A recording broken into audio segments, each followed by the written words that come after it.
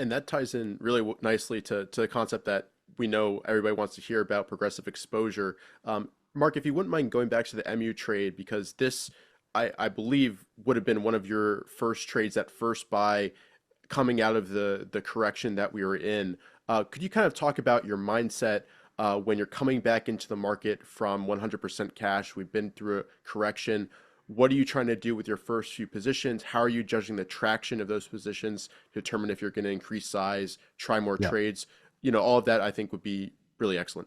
Okay, so I'll start off with, I'm going to give you some guidelines on progressive exposure. And then also I'll let Mark and Brandon also come in on that because they're really great at explaining that and deploying it. So you have to think of progressive exposure on a couple different levels. It's not just position sizing.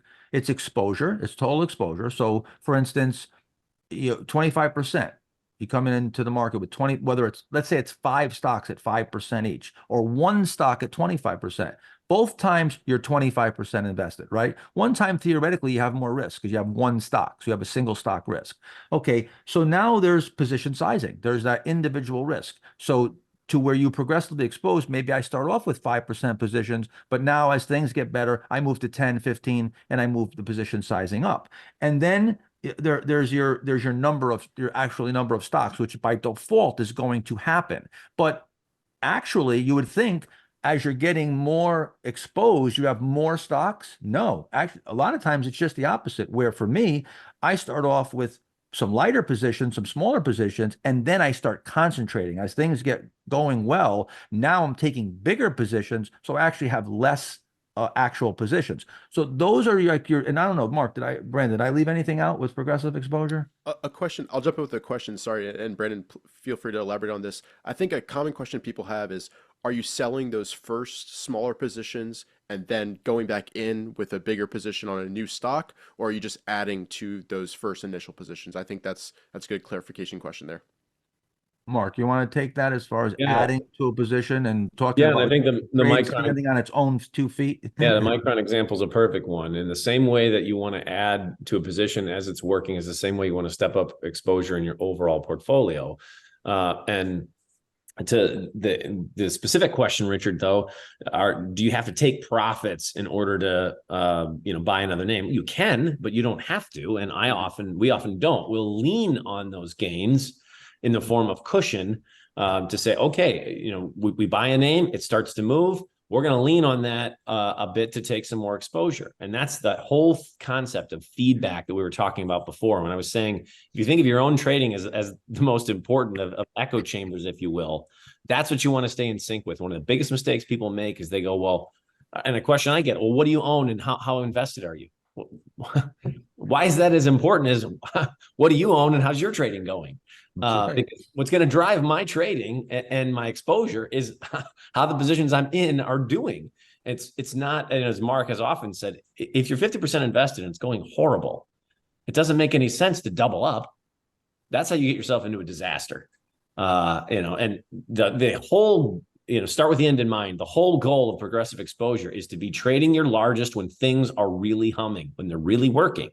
Well, the only way you can do that is to stay in sync with how things are going. So the goal to do really well in the market is to get to whatever strategy you're using, is to develop a method or a mechanism that you are trading your largest when you're trading your best and your smallest when you're trading your worst.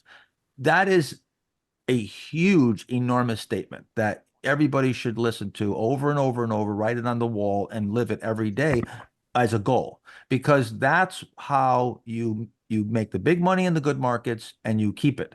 All right. So now there's a couple things to talk about here. One is, and these are the questions.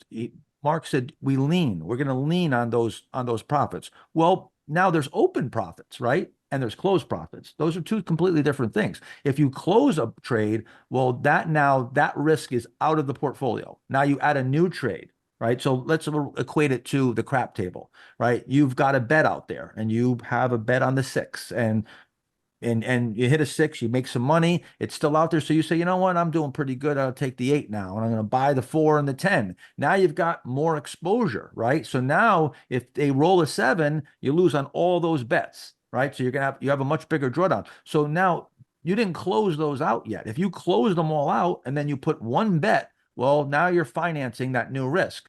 So you got to think closed versus open. If they're open, well, you got to watch those carefully because those open trades can move at the same time as those new trades. But if it's closed, you've got a little more leverage, a little more, you have profit in the tank. It's going to be a combination of that. It's never going to be one or the other for very long. And at some point, you've got to make a decision whether I've got the traction that I feel comfortable to push harder. And that's where we got to look at your worst case scenario. We're always talking about our worst case scenario. What is the worst case scenario? If I get knocked out of everything here, what am I down?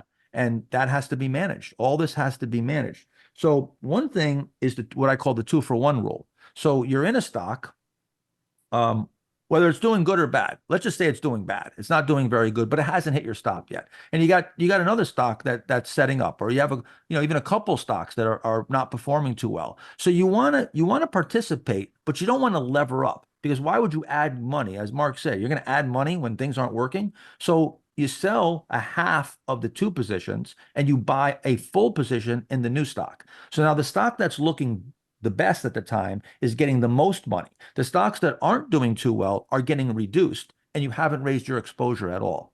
So that's one technique. There's lots of different techniques that we use. They're just permutations. They're permutations of that concept.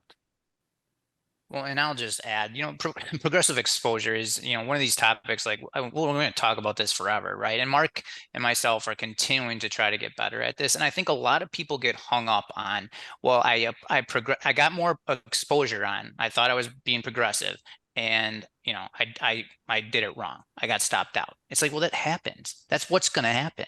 Right. And I think what Mark is saying too, as far as what is the risk factor that you are willing to take? And as for Mark and myself, as we're getting the feedback, and this has taken a long time to get good at this, as we get the feedback, we are willing to take that risk number up.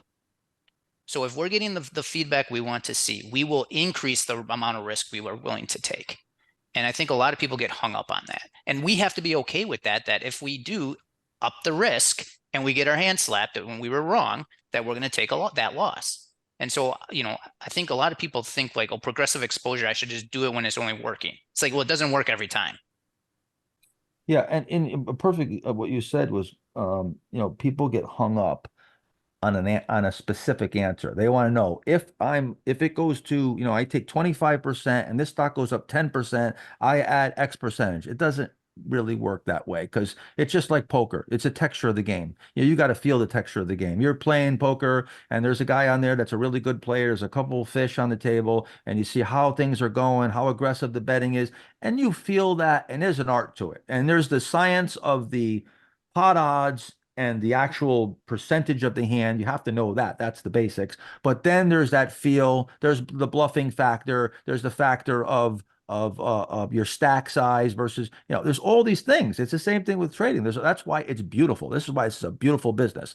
And the reason why, I want to point this out, the reason why there's this awesome opportunity is because it can't all be figured out into a spreadsheet. People want to put this into a spreadsheet, want to put it into a program. They think AI is going to put everybody out of business. It's nonsense, absolutely ridiculous. Okay. This is an art. This is no different than you learning how to be a great baseball player. You can learn all about the physics and be in the right angle and in the box and have the bat in the right spot. But the bottom line is you got to have experience. You have to have experience. There's an art to it as well.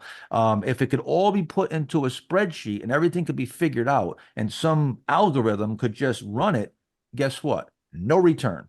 The market will be 100% efficient and random. And the random walk hypothesis would be right. But it's wrong. It's wrong because guys like myself, Brandon, Mark, David Ryan, Jesse Livermore, Nicholas Darvis, you name it. David Ryan, it couldn't exist. William O'Neill, we couldn't exist. And it goes on every generation all the way back to the 1800s that there's people that outperform the market. And the real thing is it's not like Lotto. The names don't change. Stanley Druckenmiller's been doing it for 10 decades and decades and decades. I used to advise the Soros Group. You know, these guys, I had a young guy that was that I advised back in the 1990s. He went on to become a multi-billionaire. Okay. So you know, the names don't change. Matter of fact, they seem to get, where the guys that are good at this, they have long careers.